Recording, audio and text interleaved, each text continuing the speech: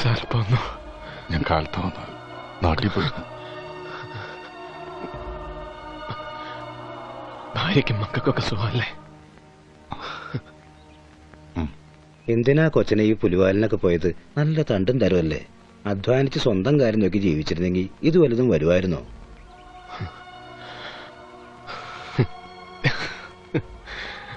നിങ്ങൾ രണ്ടാളും എന്താ അവരോടൊപ്പം ചീട്ട് കളിക്കാതെ എൻ്റെ കൂടെ ഇവിടെ ഇങ്ങനെ ഇരിക്കുന്നത്? രവീന്ദ്ര സാർ എന്തിനാ എന്നെ താങ്ങി പിടിച്ച് കുടിക്കാനൊരു ഇത്തിരി വെള്ളം തന്നത്? ഒരവശനോടുള്ള സഹാനുഭൂതി കൊണ്ട്.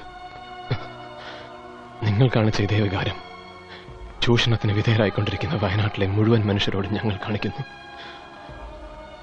ഭർത്താവ് നഷ്ടപ്പെട്ട ഭാര്യമാർ, മക്കൾ നഷ്ടപ്പെട്ട അമ്മമാർ, അവർക്ക് നഷ്ടപ്പെട്ട നീതിക്ക് വേണ്ടിയാണ് സാർ ഞങ്ങളുടെ ഈ സമരം.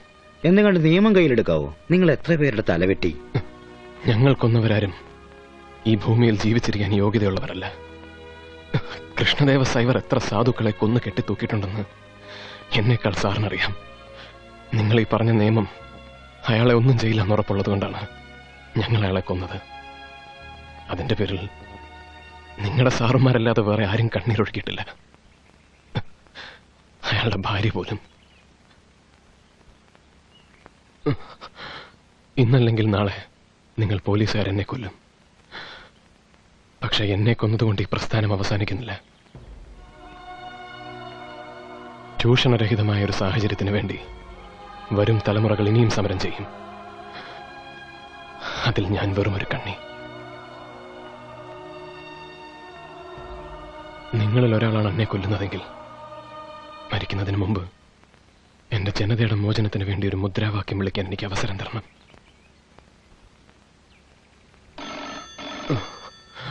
ലൈൻ കിട്ടി സർ.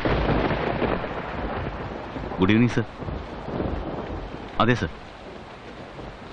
2 ദിവസമായിട്ട് ഒന്നും പറയുന്നില്ല സർ. ഇല്ല സർ. Okay sir. ശരി സർ.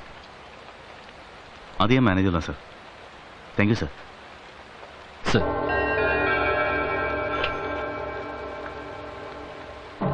തട്ടിയേക്കാനാ പറയുന്നത്.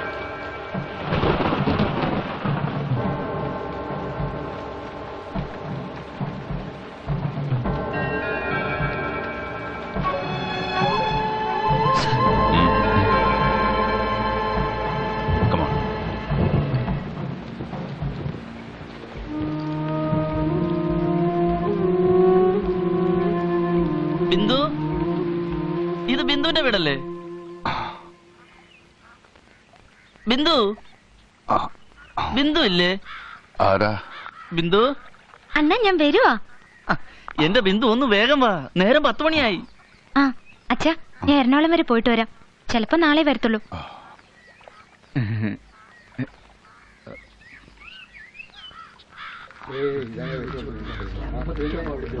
എന്താ ഇവിടെ? മാനം മര്യാദക്ക് മനുഷ്യർ എന്നെ ചേട്ടന്മാരെ ഞാൻ എന്ത് തെറ്റിയെന്താ നിങ്ങൾ എന്നെ ഇങ്ങനെ ഉപദ്രവിക്കുന്നത്?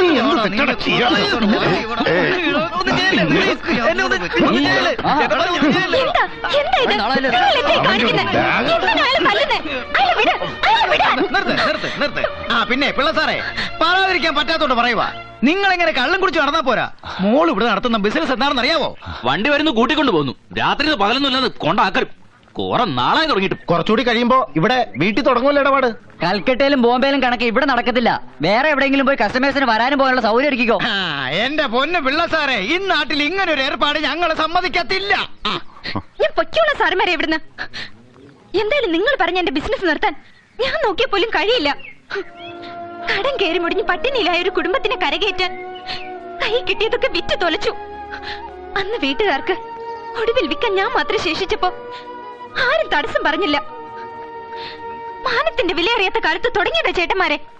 ഒന്ന് ജീവിക്കാൻ അനുവദിക്ക്. നിന്റെ പ്രസംഗം കേൾക്കാൻ വന്നതല്ല, ഇന്നുകൊണ്ട് നിർത്തിക്കോണം ഇവിടുത്തെ ഇടപാട്. പോടാ, എന്റെ വീട്ടുമുറ്റത്ത് കയറി ഭരിക്കാൻ വന്നാലുണ്ടല്ലോ കാലിക്കിടക്കുന്ന ചെരുപ്പൂരി അടിച്ച് കാരണം പൊട്ടിക്ക് ഞാൻ. അച്ഛാ, പോയിട്ട് വരാം. അണ്ണ വാ. വാടാ, ഇനി ആരെങ്കിലും വരട്ടെ ഇങ്ങോട്ട്.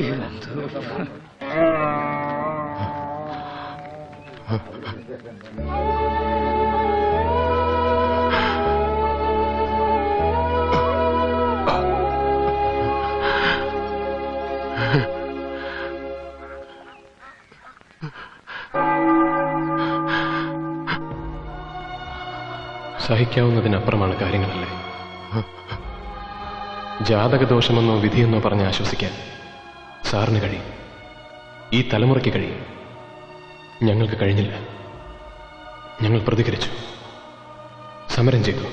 പോലീസുകാരനായിരുന്ന സാറിന്റെ മകൻ ഇന്ന് ജയിലിലാണ്. കുറ്റം മോഷണം. മകള്, ആ കുട്ടി ഇപ്പൊ ഇവിടെ നിന്ന് ഇറങ്ങിപ്പോയത് സ്വന്തം ഇഷ്ടപ്രകാരമാണെന്ന് സാറിന് തോന്നുന്നുണ്ടോ?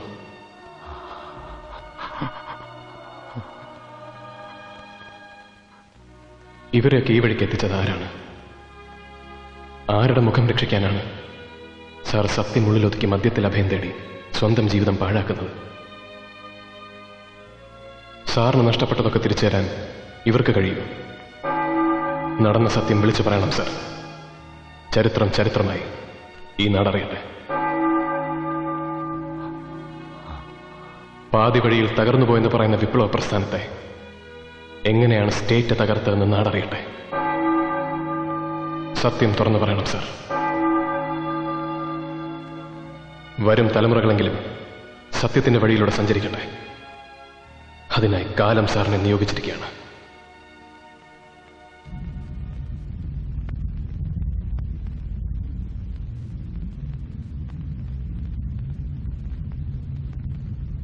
നാരകത്തറ പുത്തൻ വീട്ടിൽ സോമശേഖരൻ പിള്ള മകൻ രവീന്ദ്രൻ പിള്ള. നാരകത്തറ പുത്തൻ വീട്ടിൽ സോമശേഖരൻ പിള്ള മകൻ രവീന്ദ്രൻ പിള്ള.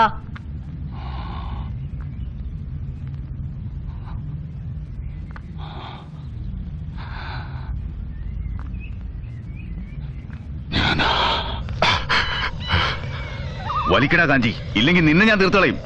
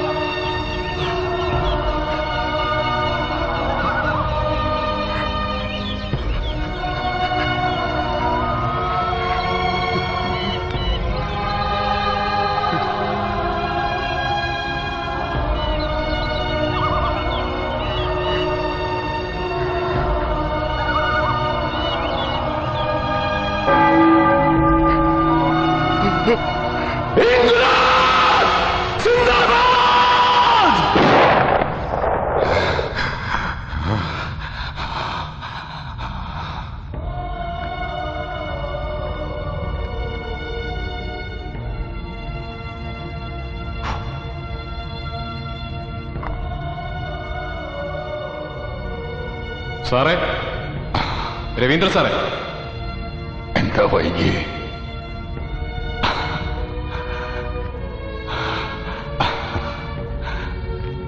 ഇറങ്ങാം. ഞാൻ റെഡി. വേണ്ട, നല്ല ലാവളിച്ചുകൊണ്ട്.